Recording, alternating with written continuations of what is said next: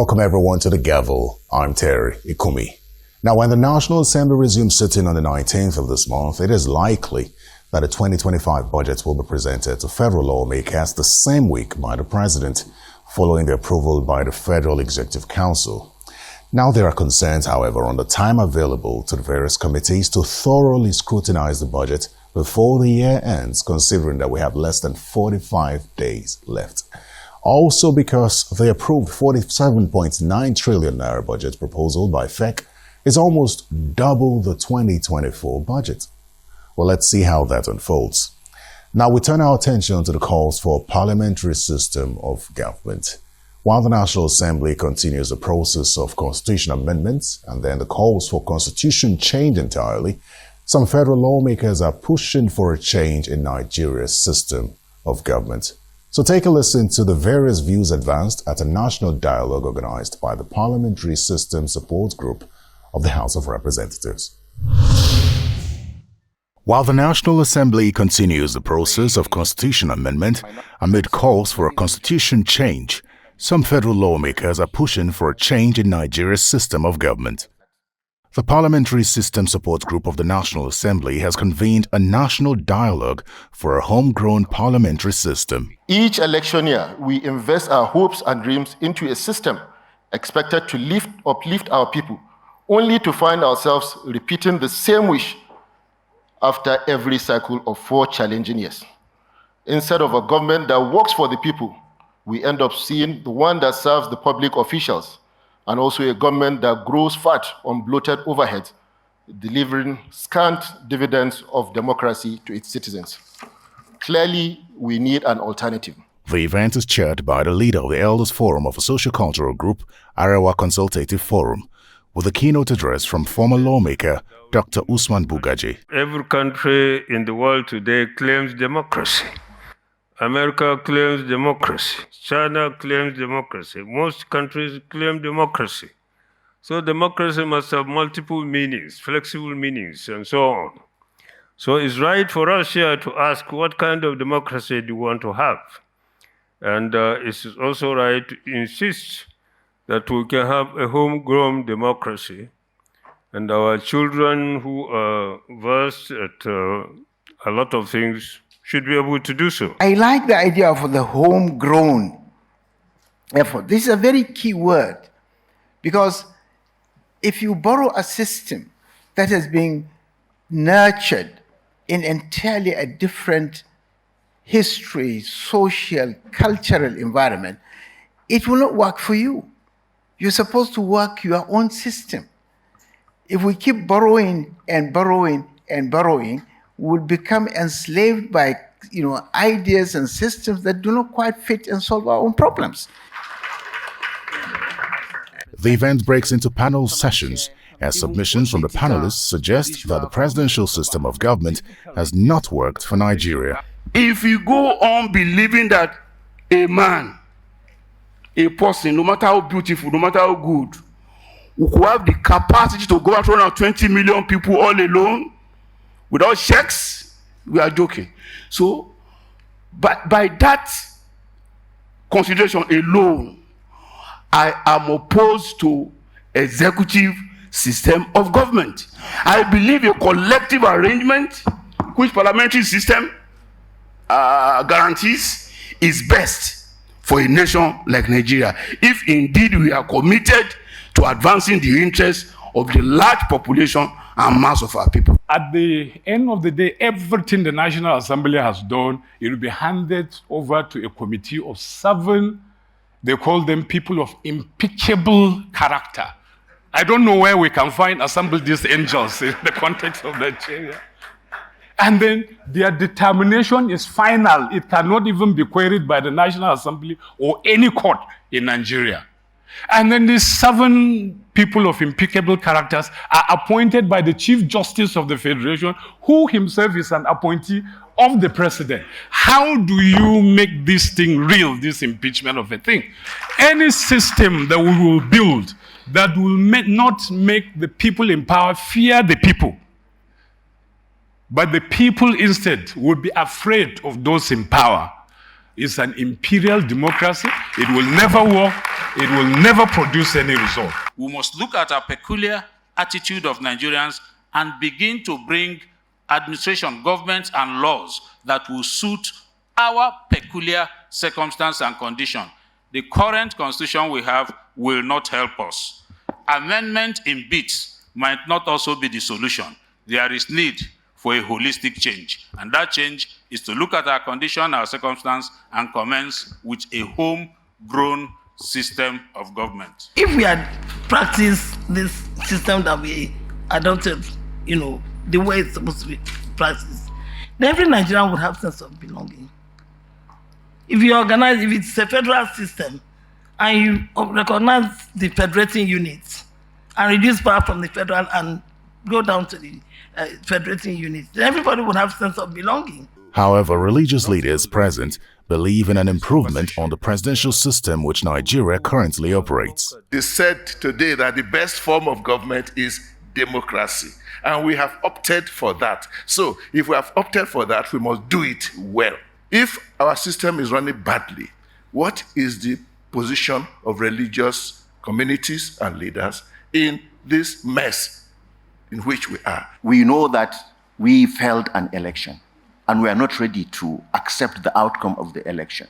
And we'll go by hook or by crook and buy that chair and stay for 4 years. We are swimming in the pool of hellfire. If we are not able to check ourselves to do that, how can we change our system? First Forum is looking to expand the conversation across the country for inputs that will make the proposed parliamentary system of government more inclusive for every Nigerian. Now let's take a look into some of the committee engagements of the House of Representatives this past week. Our next report provides details of the public hearing by the House Committee on Health Institutions on 16 bills, and then the investigative hearing of an ad hoc committee into fraud-related issues within the National Hajj Commission. Chairman of the House of Representatives Committee on Health Institutions, Honorable Amos Magaji, is drawing attention to the significant challenge to the nation's healthcare system following migration of health workers from Nigeria to other countries. The lawmaker stated this during a public hearing on the 16 health-related bills before the House of Representatives. There has been an enormous migration of doctors, nurses, and other health workers in search of greener pasture in other countries, leaving Nigeria's health sector severely understaffed. The need to reposition the healthcare sector to meet numerous emerging challenges is critical to its improvement.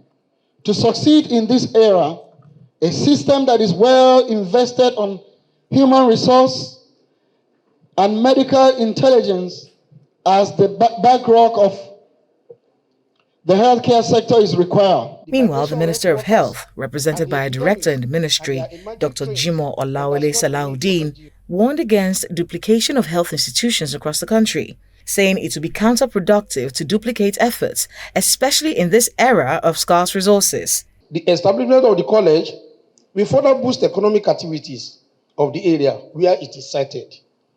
The migration of health workers and the epidemics and their emerging trend underscore the need for Nigeria to have enough and an efficient health workforce that will be readily available when there are any health emergencies.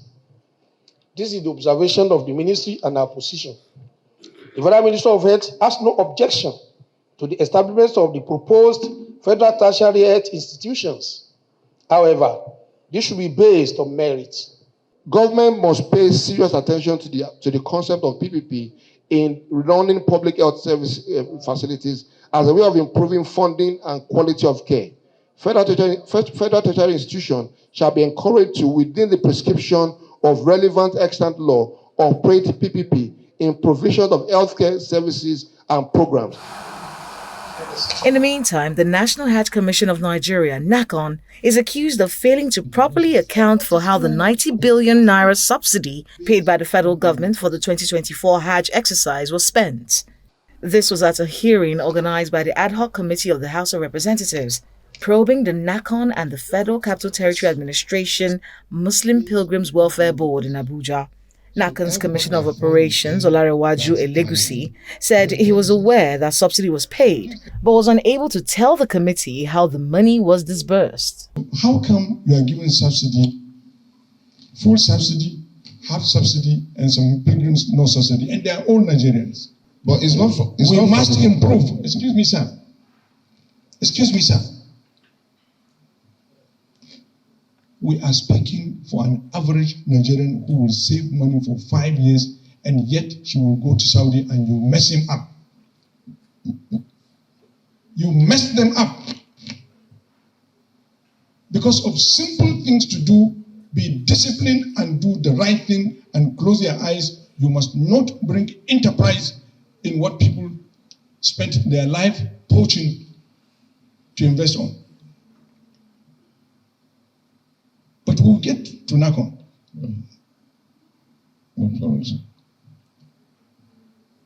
You are given subsidies at will because you have been given the authority. No, sir. They send. Can government give you money to give Nigerians subsidy because of certain hiccups that happen, and then you exclude others? We never excluded them. Yes, yes. That's not the arrangement, sir. They are just. We had a meeting based on the timeline. You had meeting and you agreed. I am not arguing with you. We are just trying to have an understanding so that this thing will not repeat itself. As long as they are Nigerians and they are pilgrims, they are supposed to enjoy the same privilege. I think what happened is that they've exhausted that line, that subsidy line. Why must you register people when you have closed? That is why you continue to have these hiccups. The Hajj 2025, let me assure you, you have not even started. You have not started. We have seen the calendar. You have not going anywhere. Some countries have already gotten slots. We've gotten our slot too. The airlines. The airlines? Yes. In Nigeria, we have peculiarities. That is why we're here. We have peculiarities. That is why we are here. We must not have peculiarities. We must not have difficulties. We have been conducting Hajj operations for decades. Everybody that fall within that timeline, they enjoy the subsidy. Who gives the money for the subsidy? The federal government. Did the federal government tell you what to do with it? He said, give it to Nigerians.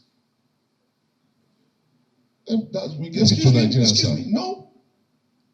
You are selective. No, sir. You were selective because it will favor you at the end of it. No, sir. That's why they have few pilgrims that did not enjoy it. 45 out of 2,000. We'll get there. So we decided, they even shut us down. So then we close up. But later they reopened the portal for us. By then, the subsidy have closed. This week on The Breakdown, the Policy and Legal Advocacy Center plaque reacts to the various concerns around appointments by the President and state governors with or without portfolios, and the Constitution Amendment Bill currently being considered by the House to compel the inclusion of portfolios when nominations are sent to Parliament. Here's the breakdown with plaque.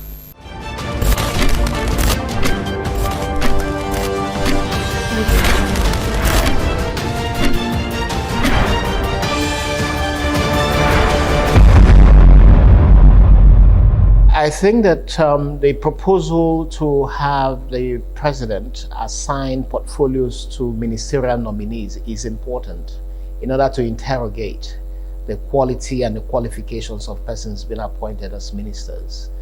We have seen that the way the country is going, the deterioration we're seeing in infrastructure, and as you and I speak, we don't have electricity right here now, we're running on a generator.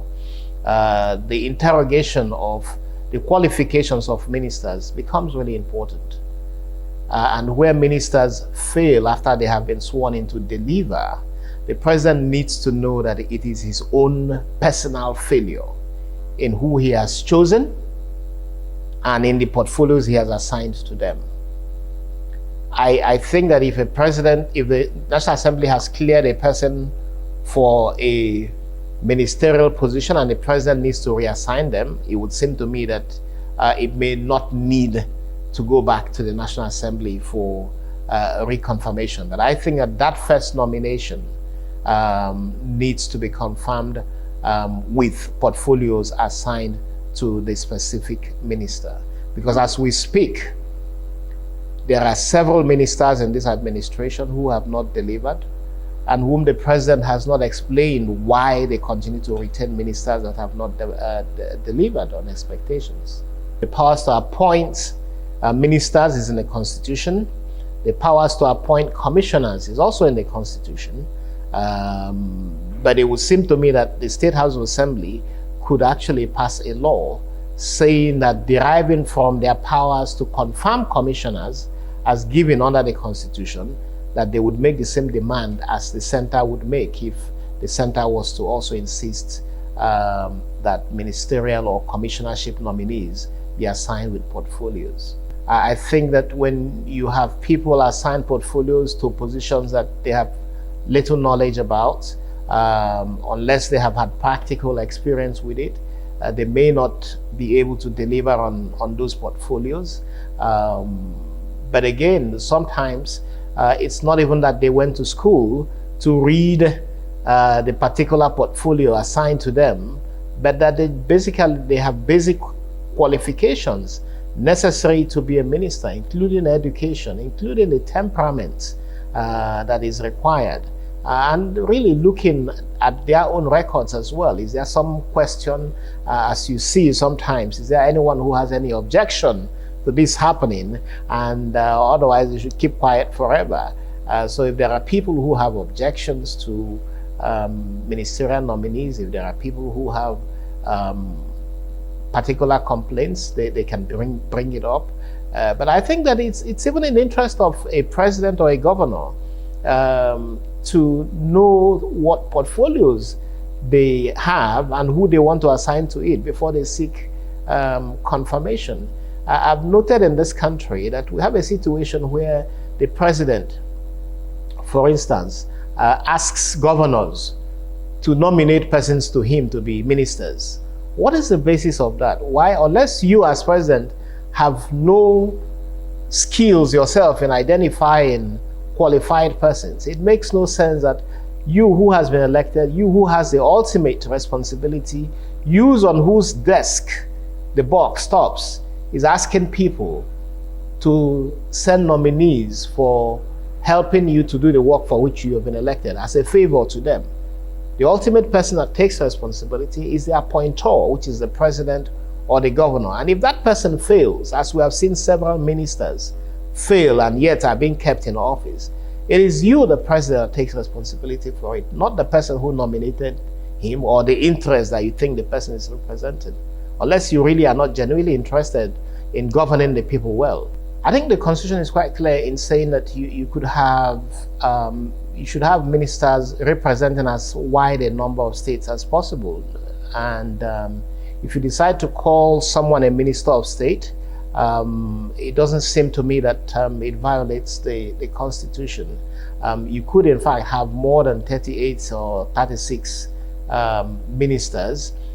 You could decide that a particular ministry is so very large that you don't want to split its bureaucracy, but you could put what is called junior minister or minister of state in that, and it wouldn't seem to me that this would be a violation of the Constitution.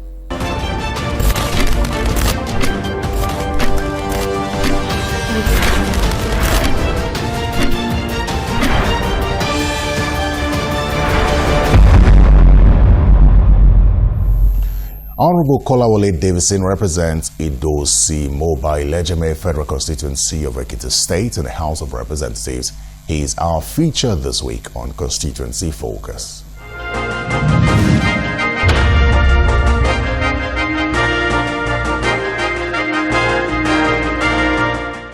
We have been able to distribute some palliatives as palliatives to them, to reduce the hunger in the land. We've given them rice, we've given them gari, and we're also giving them some money just to add to the palliative giving. And we are able to also effect changes in most areas that we feel that the roads are not okay, especially in Osun, Ekiti. where we are able to broken against that have been in existence for over 22 years. The road was not passable, but we make it motorable within 1 year in our office. And again, we've been able to construct some schools in various towns and villages in my favorite constituency, classroom block for them. And we also procure some computers that we have ICT center for the youth, of the upcoming youth. And also, we also train the youth, the artisans, and some elderly women that want to go into trade. So we bring them, we train them for startup, and we also empower them with some money to start the business. In Ferroco, there are over 500 that we were able to do for the past 3 months. We've been on it, training upon training for our people, and we are empowering them. And also, we also try to engage our youth, the youth in my fair consider that are in various institutions of learning. We have a program for them that wants to give some stipend, like a bursary, to also support the family of those in school that are not really where to do. Some people will tell you what they want now is they need solar light. So we are able to install solar light in various communities in a federal constituency, and again we purchase white forms and for people in various communities. We ask them, we go to school and ask them the number of students that are in SS3. We take up their bills for WIC, we pay for WIC, and we also enroll them in extra curriculum lesson so that they can meet up with 21st century education standards. So we are doing that in various communities. And again, the motion, we've been able to lay a lot of motions on the floor of the House, especially when there was a thunderstorm and rainfall serious that damaged a lot of communities in Ifishenkiti and Ayegbuli. So we brought that to the front burner of the National Assembly, and we were able to get some incentives, some relief materials for those people too. So we distributed that same, and we are working to make sure our constituency is well put in the map of the Federal Republic of Nigeria, and the representative we are giving is all inclusive, and there are still others in the pipeline. So the program is ongoing. As I'm talking to you now, we are doing advert for people that want to learn how to make POP, how to do ties, how to do terrazzo, and a whole lot of artisan work. So by next week we'll start that, and we've chosen almost 200 per each local government for that purpose. So as we go on, so we'll be doing our best to make sure we put succor in the face of our people.